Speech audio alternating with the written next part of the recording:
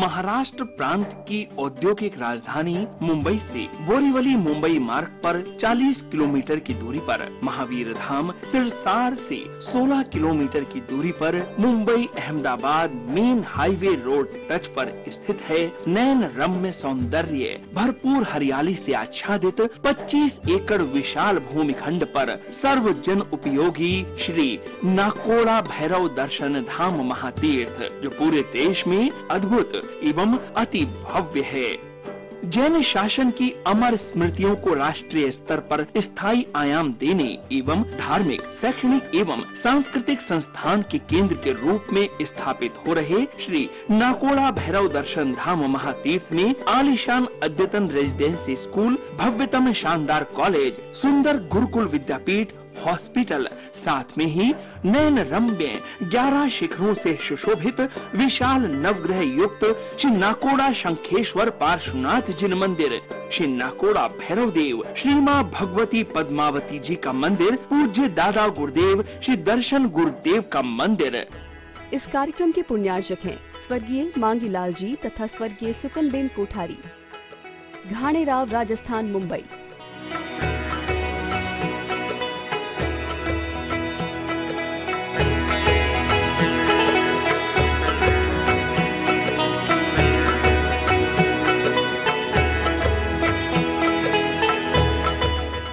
इस कार्यक्रम के पुण्यार्चक हैं पिता श्री भंवरलाल जी सेठ, माता श्रीमती रेशमी देवी, श्री जयेश, श्रीमती मनीषा, श्री अरविंद, श्रीमती गीता, निश्चित ओवरसीज।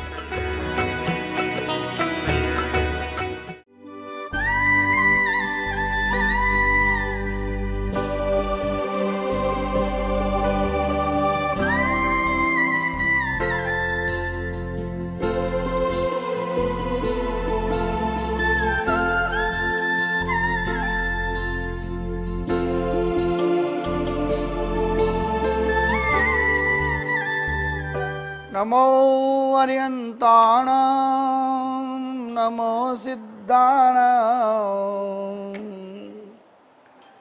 नमो आयर्याणां नमो वज्रायाणां नमो लोये सर्वसाहूणां ऐसो पंच नमोकारो सर्वपावपणासनो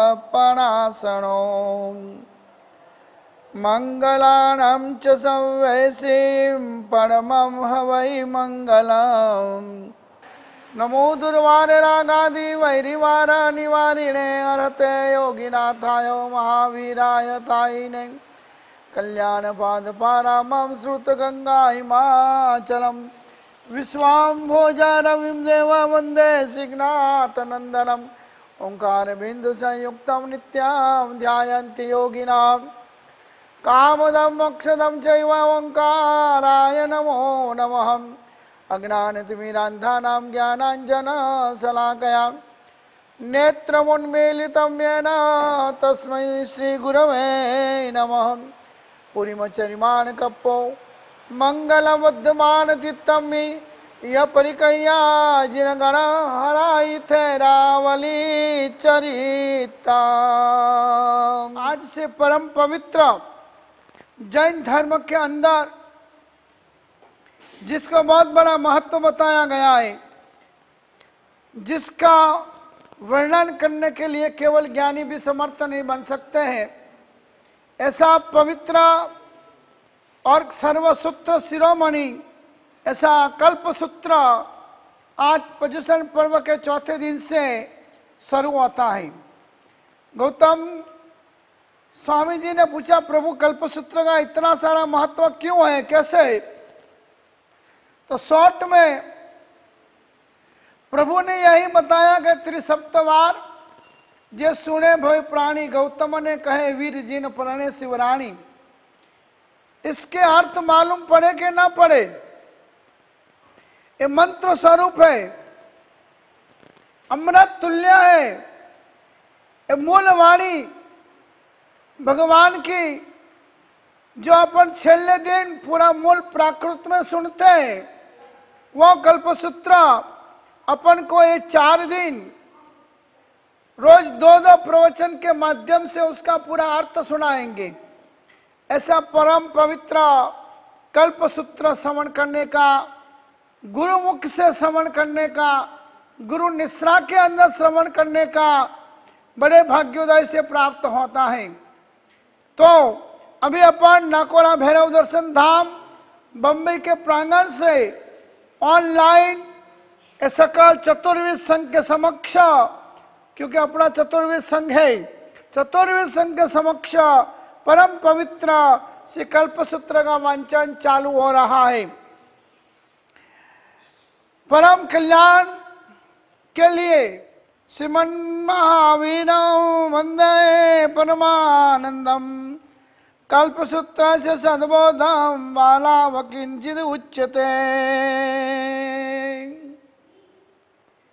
प्राकृत भाषा में रहा हुआ ये कल्पसूत्र अपने जैसे बाल जीव, अज्ञान जीव सरल भाषा में समझ सके, इसलिए इसको प्राकृत में से संस्कृत भाषा में ट्रांसलेशन कर कर अपन को दिया है। संस्कृत में से मैं आपको हिंदी भाषा के अंदर ट्रांसलेशन करके आपको मैं यहाँ सुनाता जाऊंगा और आपको वो सुनना है।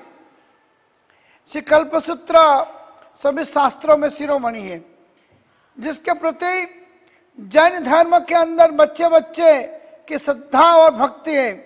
उस पर अनेक पूर्व पुरुषों ने अनेक प्रकार की रचनाएं, टीकाएं अलग अलग तरह से अपनी विद्वता पूर्ण भाषा में की है। मगर उपाध्याय विनय विजय जी महाराज ने एकदम सरल भाषा, सुबोधिका यानी सरल भाषा में छोटे बच्चे भी समझ सके और बाल जीव भी समझ सके, ऐसी हिंदी, ऐसी संस्कृत भाषा के अंदर उन्होंने इसका कल्पसूत्र का संस्कृत में विवेचन किया है। मंगलम भगवान वीरो मंगलम गौतम प्रभु मंगलम स्तुतिभद्राद्या जैन धर्मोस्तु मंगलम। परम कल्याण के करने वाले श्री जगदीश हरिहर प्रभु को प्रणाम करके मैं बाल बुद्धि वाले के उपकार के लिए सुंदर सुबोधिका नाम की कल्पसूत्र की टीका करता हूँ। इस कल्पसूत्र पर निपुण बुद्धि वाले यानी सुंदर बुद्धि वाले पुरुषों के लिए तो यद्यपि बहुत सी और टीकाएं हैं, मतलब और बहुत ग्रंथ कल्पसूत्र गए, किंतु अल्प बुद्धि वाले जो मनुष्य हैं उन्हें प्राप्त हो इस हेतु से यह टीका, मतलब इसका यह अनुवाद मेरे द्वारा करने में मैं प्रयत्न कर रहा हूँ। यद्यपि सूर्य की किरणें से मनुष्य को वस्तु का बोध करने वाली होती है, तथापि भोरे में हुए मनुष्य का तो तत्काल दीपिका ही उपकार करती है। इस टीका में विशेष अर्थ नहीं किया, युक्तियां नहीं बतलाई है। यदि पांडित्य, पद्य पांडित्य भी इसमें दिखलाया नहीं है। इसमें सिर्फ केवल बालक यानी जिन्हें धर्म का बोध कम है, जो धर्म जल्दी समझ नहीं पाते, ऐसे बुद्धि कम बुद्धि वाले बाल जीवों, बाल अभ्यासियों को बोध करने वाले अर्थ की व्याख्या ही यहाँ पर की है। अल्प बुद्धि वाला मैं भी हूँ, क्योंकि मैं कोई बुद्धिशाली नहीं हूँ, यद्यपि मैं अल्प बुद्धि वाला होने पर भी यह टीका करने का मैं साहस कर रहा हूँ। क्यों कि सत्पुरुषों का उपहास पात्र न बनूं। तो अभी सत्पुरुषों का यह उपदेश है कि सब मनुष्य को शुभ कार्यों के लिए यथाशक्ति अपनी शक्ति के अनुसार पुरुषार्थ करना ही चाहिए। पूर्व काल में नवकल्प विहार करने में कलम से प्राप्त हुए योग्य क्षेत्र में और आजकल परंपरा से गुरु की आज्ञा अनुसार गुरु ने आज्ञा दी, वो एक क्षेत्र में चातुर्मास के लिए रहे हुए साधु कल्याण के निमित्त आनंदपुर में सभा समक्ष माचे, बाद में संघ के समक्ष 5 दिन और न माचना उसे कल्पसूत्र को माचा जाता है। कल्पसूत्र से कल्प शब्द से साधुओं का आचार कहा जाता है। इस आचार के साधुओं के 10 भेद बताए गए। इसमें पहला भेद है अचलक, दूसरा उद्देश्य, तीसरा संयाता, चौथा राजपिंड, 5वां कृतिकर्म और 6ठा ज्येष्ठा, 8वां प्रतिक्रमण, 9वां मासकल्प और 10वां परिसना कल्प। ये 10 कल्प आचार यानी उनकी एक प्रणाली का साधुओं की 10 प्रकार की बताई गई है। सबसे पहले अचेलक्य बताया है। अचेलक्य पढ़े यानी क्या कि जिसके पास चेल यानी वस्त्र न हो वह अचेलक कहा जाता है। उस अचलक का भाव ही अचलक्य है, अर्थात वस्त्र का न होना। वह तीर्थंकरों को आश्रित करके वहां कहाँ गया हुआ है, उसे पहले और अंतिम तीर्थंकर के सक्रेंद्र द्वारा मिले हुए देवदृश्य वस्त्र को दूर होने पर उन्हें सर्वदा अचलक अर्थात वस्त्र रहित होना सिद्ध होता है। दूसरे 22 तीर्थंकरों को सदा सचलक कहा है। साधुओं की अपेक्षा से अजितनाथ आदि 22 तीर्थंकरों के तीर्थ के साधु जो कि सरल और प्राज्ञ कहलाते हैं, उनने अधिक मूल्यवान विविध रंगी वस्त्रों के उपभोग की आज्ञा होने से वे सचलक अर्थात वस्त्र सहित पना वाले होते हैं। कितने श्वेत रंगी बहुपरिणाम वाले वस्त्रों का धारण करने वाले होने के कारण यह अचलक ही कहा गया है। इस प्रकार उनके लिए यह कल्प अनियमित रूप से है। श्री ऋषभ और वीर प्रभु के तीर्थ के जो साधु है वे सब श्वेत और निश्चित परिमाण वाले जीर्ण वस्त्र धारण करने वाले होने के कारण अचलक हो रहे कहे गए। यहाँ पर शंका होती है कि वस्त्र का समुद्भव होने पर भी उन्हें अचलक कैसे कहा जा सकता है। इसका समाधान यह है कि जो जीर्ण होता है, ज़्यादा कम टिकाऊ होता है, बहुमूल्य वाला नहीं होता है, अल्प मूल्य वाला होता है, इसलिए सब लोगों में प्रसिद्ध ही है। जैसे कोई मनुष्य एक लंगोटी पहनकर नदी में उतरा हो तो कहा जाता है कि मैं नग्न होकर नदी में उतरा हूँ। ऐसे वस्त्र होने पर भी लोग दर्जी और धोबी को कहते हैं कि भाई हमें जल्दी वस्त्र दो, हम नग्न फिरते हैं। इसी प्रकार साधुओं को वस्त्र होने पर भी अचलक समझ लेना चाहिए योग्य है। यह प्रथम आचार साधुओं का बताया है। दूसरा उद्देश्य कल्प यानी उद्देश्य की यानी आधा कर्मी साधु के निमित्त असान पान खाद्य सादी वस्त्र पात्र और उपाश्रय आदि जो बनवाया हो वह प्रथम और अंतिम तीर्थंकर के तीर्थ में एक साधु के समुदाय को अथवा उपाश्रय को आश्रित करके बनाया गया हो, वह सब साधुओं को नहीं कल्पता, परंतु 22 तीर्थंकर के तीर्थ में जिन साधु को उद्देश्य करके बनाया गया हो उसको ही नहीं कल्पता, दूसरों को कल्पता है। दूसरा उद्देश्य आचार बताया गया है।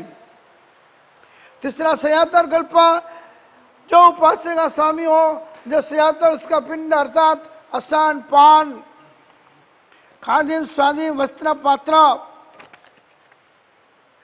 रजोरण कंबल मुँह सुई उस्त्रा नाखून दांत सुधारने का अस्त्र और बार नाक कान साफ करने का साधन, यह 12 प्रकार का पिंड है। सब तीर्थंकर के तीर्थ में सब साधुओं को नहीं कल्पता, क्योंकि इससे अनिश्चनीय वस्तु का प्रसंग और उपास्य मिलना दुर्लभ हो जाए इत्यादि बहुत दोष लगने की संभावना है। यदि साधु सारी रात जागे और प्रातः काल का प्रतिक्रमण दूसरे मकान में जाकर करे तो वह मूल उपास्य के स्वामी का सयातर नहीं होता है। यदि साधु वह निद्रा लेवे और प्रतिक्रमण दूसरे स्थान पर जाके करे तो दोनों स्थानों का स्वामी सयातर हो जाता है। एवं चारित्र की इच्छा वाला उपदेश सहित शिष्य तथा त्रोण मिट्टी के डले भस्म मल्लक कुंडी प्याला काष्ठ पुस्तक चौकी संतारा और लेप आदि वस्तु सयातर की भी अक्कल कल्पती है। यह तीसरा सयातर आचार।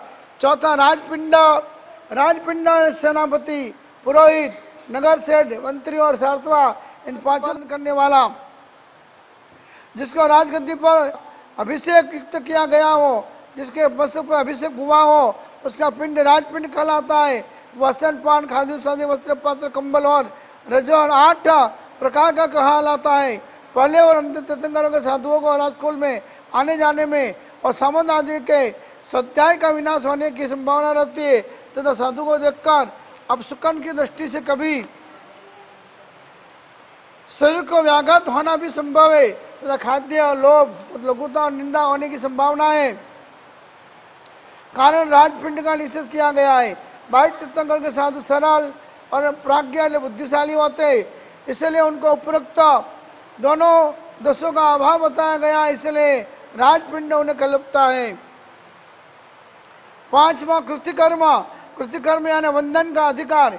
वंदन का अधिकार 2 प्रकार का है। अभ्युत्थान, एक बार कोई अपने वरील आ जाए उस समय खड़े हो जाना, उसको अभ्युत्थान कहा जाता है। और दूसरा है द्वादशा वर्त वंदन। सब तीर्थंकरों के तीर्थों में साधुओं को परस्पर दीक्षा प्रयास करनी चाहिए। साध्वी यदि चिरकाल की बहुत काल की बहुत वर्षों की भी दीक्षित क्यों ना हो, तथापि उसके लिए नवीन दीक्षित साधु वंदनीय होता है, क्योंकि धर्म में पुरुष की प्रधानता रहती है। यह 5वां कृत्य कर्म आचार बताया गया है कि जिसके अंदर पुरुष प्रधान धर्म बताया गया है। 6ठा व्रतकल्प, व्रतकल्प के अंदर उनमें से 22 तीर्थंकरों के साधुओं के 4 व्रत होते हैं, क्योंकि वे समझते हैं कि अपरिग्रहिता स्त्री के साथ भोग होना असंभव है, इसलिए स्त्री भी परिग्रही है। अतः परिग्रह का परित्याग करने से स्त्री का भी परित्याग हो जाता है। पहले और अंतिम तीर्थंकरों के साधुओं को तो ऐसा ज्ञान नहीं होता है, इसी कारण उनके लिए 5 महाव्रत रखे गए। बाकी 22 तीर्थंकर भगवंतों के साधुओं के लिए 4 महाव्रत रखे गए। 7वां ज्येष्ठ कल्प, ज्येष्ठ यानी बड़े और छोटे का व्यवहार। जो ज्येष्ठ बड़े का कल्प यानी छोटे बड़े का व्यवहार, उसमें पहले और अंतिम तीर्थंकरों के साधु में उपस्थापना बड़ी दीक्षा से लेकर दीक्षा पर्याय गिना जाता है। और 22 तीर्थंकरों के साधुओं में निर्तिचार चारित्र होने से प्रथम दीक्षा के दिन से ही उनका दीक्षा पर्याय गिना जाता है। जब पिता और पुत्र, माता और पुत्री, राजा और मंत्री, सेठ और मुनिम आदि साथ में ही दीक्षा लेवे तो उन्हें गुरुत्व लघुत्व का वर्ताव कैसा करना चाहिए वो समझाते हैं। यदि पिता आदि गुरुजनों और पुत्रादि लघुजनों को जनों ने साथ ही 10वें कालिक सूत्र का 4th अध्ययन तक पठान और योगोद्वहन कर लिया हो तो उन्हें अनुक्रम से स्थापित करना उचित है। यदि उसमें कुछ थोड़ा अंतर हो तो भी पुत्र आदि को जो छोटे हैं उनको थोड़ा विलंब में रखकर विलंब करके पितादि को और जो वडील है उनको बड़ा रखना योग्य होता है। ऐसा न किया जाए तो पिता आदि को छोटे होने के कारण पुत्रादि के ऊपर अप्रीति होने की संभावना रहती है। यदि पुत्र आदि बुद्धिमान हो और पितादि स्थूल बुद्धि वाले हो तो उन दोनों में अधिक अंतर हो तो उन्हें इस प्रकार समझाया जाना चाहिए कि हे महानुभाव, तुम्हारा पुत्र बुद्धिमान होते हुए भी दूसरे बहुत से साधुओं से छोटा बन जाएगा। यदि इसकी बड़ी दीक्षा जितनी ज्यादा रोकेंगे उतने दूसरे साधु इससे बड़े होते जाएंगे तो आपका पुत्र बड़ा नहीं गिना जाएगा। यदि आप आज्ञा देते हो तो बड़ी दीक्षा कर देते तो पुत्र बड़ा गिना जाएगा, तो उसमें आपका ही गौरव है। इस प्रकार समझाने पर यदि वह पिता या माता समझ जाए और अनुज्ञा देवे कि हाँ भी हमारे पुत्र हमारी पुत्री को बड़े बना दो तो स्थापन कर देना चाहिए। इस कार्यक्रम के पुण्यार्जक हैं स्वर्गीय मांगीलाल जी तथा स्वर्गीय सुकनबेन कोठारी, घाणेराव, राजस्थान, मुंबई।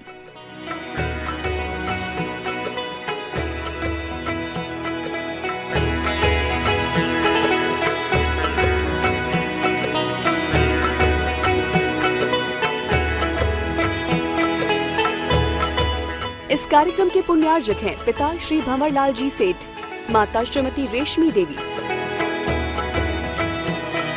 श्री जयेश, श्रीमती मनीषा, श्री अरविंद, श्रीमती गीता, निश्चित ओवरसीज।